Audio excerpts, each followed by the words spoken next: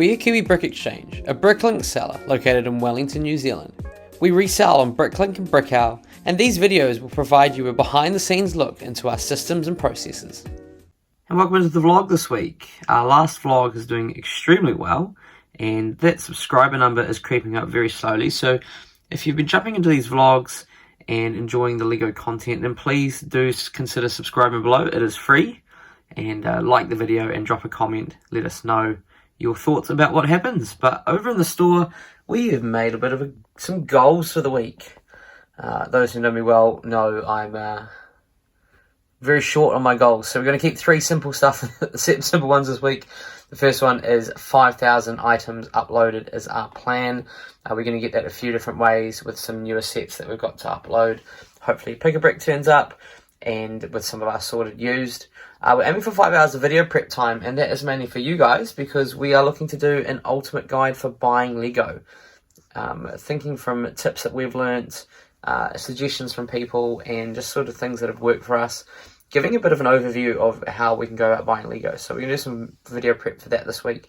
And rather than being sort of reactive to slower sales, we're trying to drive some sales this week. So not only are we looking at uploading items on Bricklink, but we're going to try and generate 10 marketplace or TradeMe listings. So those are a nice way of sort of diversifying where we're selling, and we had a couple of sales through marketplace over the weekend, which is great. And so trying to drive those. And TradeMe is our version of eBay over here in New Zealand, which for some reason is not very popular. So to get to that 5,000 items, first of all, we're going to upload 2 of these because we have 2 Sith Infiltrators to upload. And so that's going to be our first part out.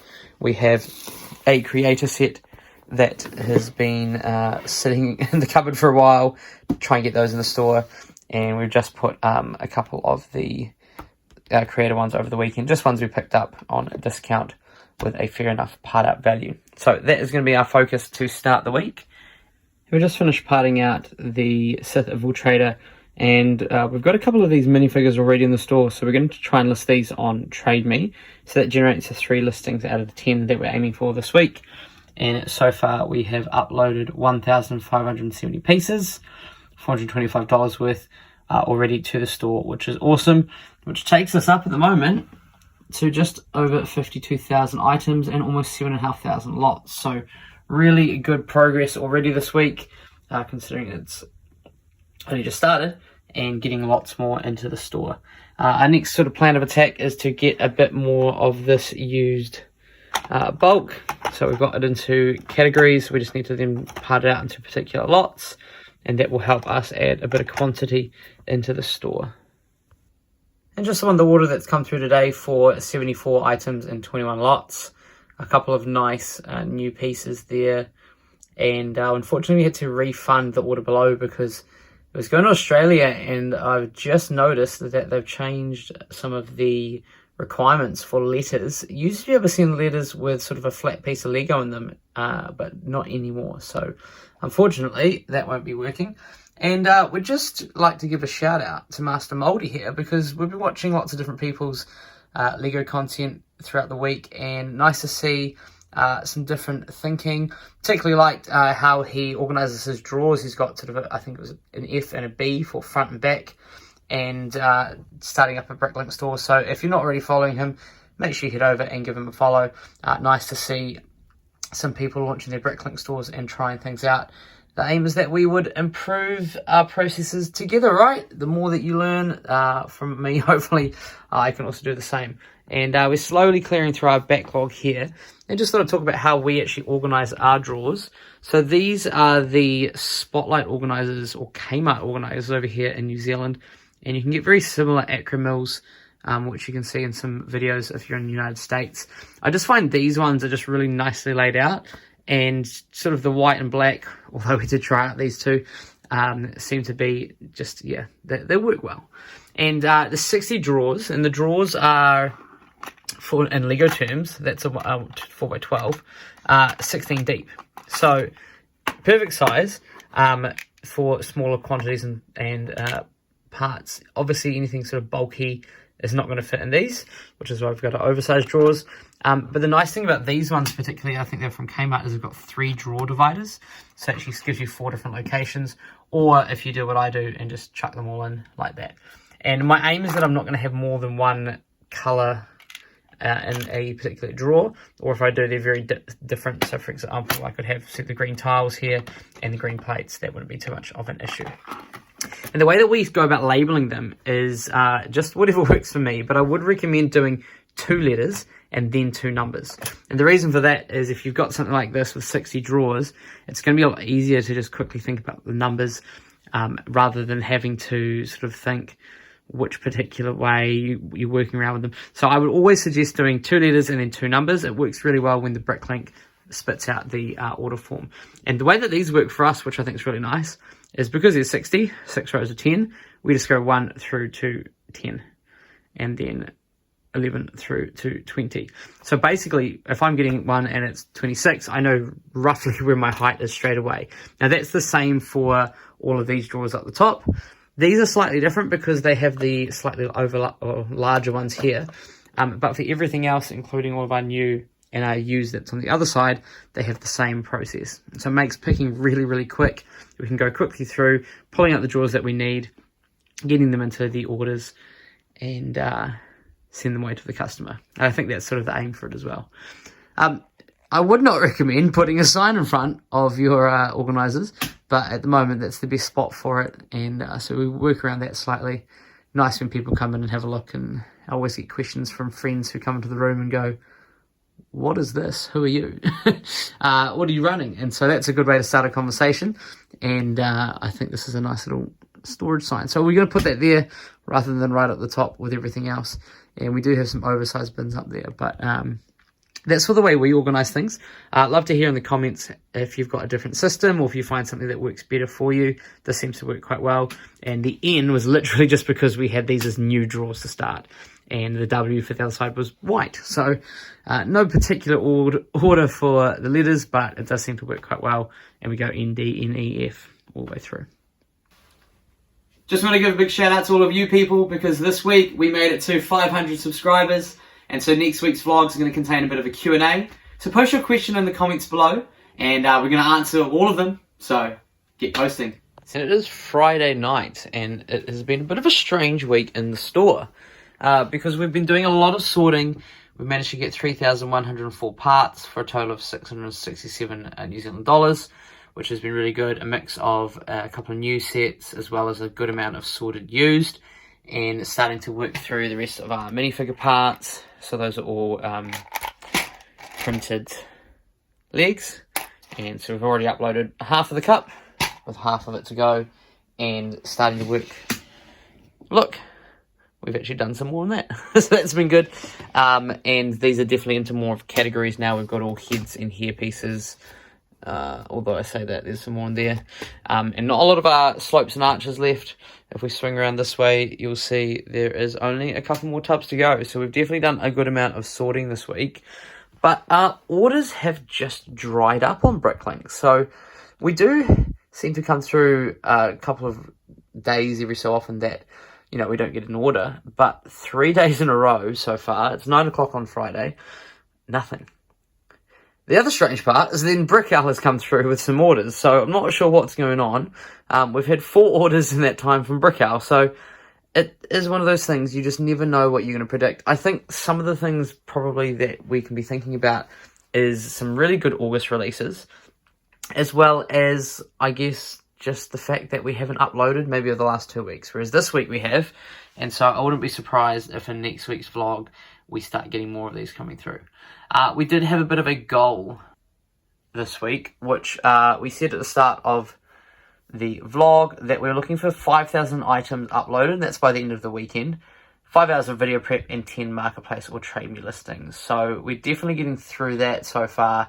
That 2,532 can be updated now to 3,104. And so basically, because we haven't got any orders to pick and we've done a lot of sorting, we're going to be hitting a lot of the video prep. And the video we're looking at doing is an ultimate guide to buying Lego. And I think the things that we've seen to do pretty well is buying bulk. And so what we're going to look at doing is sort of from a noob perspective, or a newbie to Bricklink Store Pro and taking you through the journey of that. So that should be a nice one, and we'll continue working on that tonight, as well as finishing off these legs. And if we get any more orders, we will update you. Saturday in the store, and we have an order to break the drought. An order came through this morning on Bricklink, and we've just finished packing it, which is a very nice one. Was 57 lots with 16 lots rather, 57 items. And just so we take you through a look at it, we've got some of these new Viking helmets from the latest Vikings one, I believe. We've got the Shaco there. Some nice minifigure parts and heads going in that order, along with some rich brown pillars, some inverted slopes, and some motorcycle parts which I haven't seen for a while in terms of selling, and this lovely Disney 037 Hercules. So that's getting packed up, and while we were halfway through packing this, we had another order come through as well, which was fantastic, because we're currently sorting through all of the hair pieces, trying to get to some sort of lots. I do not know what my best method for this is, but we managed to get a few in already, and I do see a couple of sort of similar parts over here, and this is just from what's been building up, and so trying to get rid of all those minifigure parts, and by rid of, I mean in the store. So that's going to be picked up tomorrow, and very nice order from Andrew, who's one of the watchers of the channel, which was great. And he said he's got a bag of parts for me. So we'll have a look at what parts he drops off. Very, very kind offer. And get back to you later on today. And it is a rainy Saturday, so we are building... What are we building here? Some Lego princesses. Lego princesses, because it was somebody's birthday earlier this week. And her friends obviously know her very well, because we've got this lovely set 43223 here, which will not be going in the shop, but we will scan the instructions. And we've got also set 43233, confusing numbers here, which is a bell set by the looks of things, and this one here, the Wish one. So we're going to get building those, and we'll show you the finished result. There we have it all finished, and I must say this is probably one of the better designed horses that I've seen come through Lego lately. So if you're after a few extra of these, I'm sure those sets aren't too expensive. Could be a good way. Some nice parts as well, and a quite fun build for the wee one. So pretty good set there, set 43233. Some of these new Lego sets have some great play features. Can you show us a new play feature?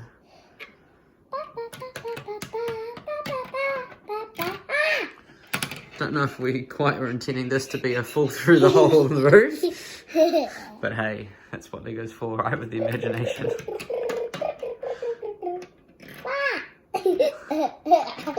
So we're about halfway through our headgear and hair pieces, and although we didn't quite hit our goal of 5,000 items for the week, $773 of value uploaded, I think, is a massive win.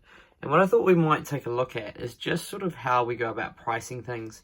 Obviously, we're using Brickstore here, but one of the features on Brickstore that you can do is sort of organize or sort by price.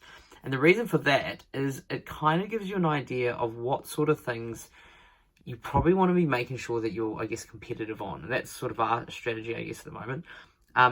Because you cannot go through and individually check, like we did at the start, every single item.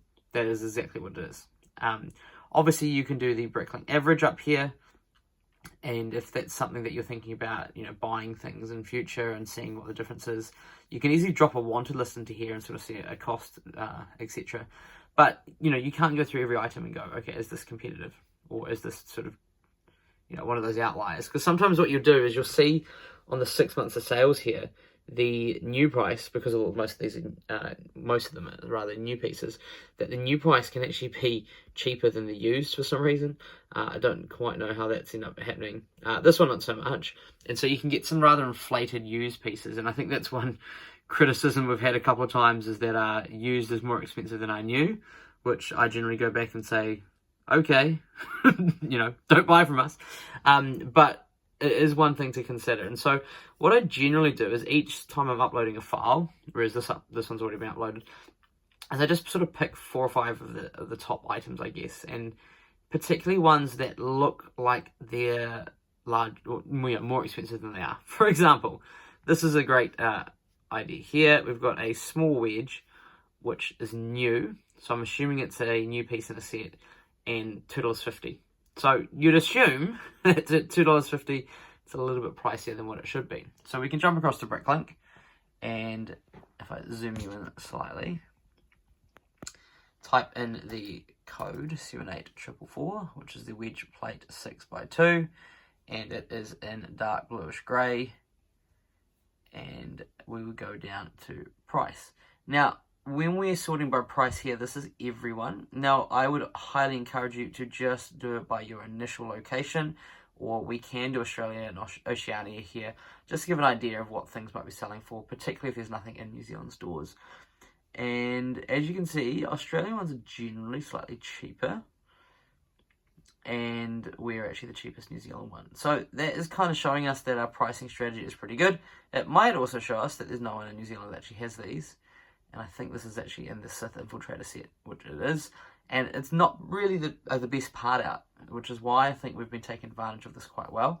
And the reason for the part out is the set costs about $100. And if you look down here, just the minifigures themselves, that's the Bricklink, well, that's actually lower than the Bricklink average, are about $100. And so you're getting sort of $130, $140 of parts in. And generally I'm buying the Sith Infiltrator from Lego, and so things like gift with purchase as well. So I guess this is one way to go about it.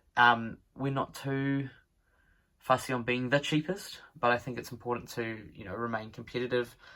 No one wants to be spending $5 on a piece that you could get for $2 somewhere else. Obviously the Bricklink average is really good for it, but you'll find that actually some places, like we are a little bit isolated over here, sometimes the price of the average, 2.42, is actually slightly higher, and that's just because of the scarcity of pieces and things. So interested to see what sort of pricing system people use. I know a lot of people aren't sort of too open to share, and there are some more detailed things that we do that we probably stick to a members video coming up. So in a little while, once we get certified for that, we'll put a little bit of our pricing strategy on our members guide. And if that's something you're interested in, then you can sort of subscribe to that as well. Don't forget to subscribe and post your comment below for our Q&A next week. And while you're at it, check out this video.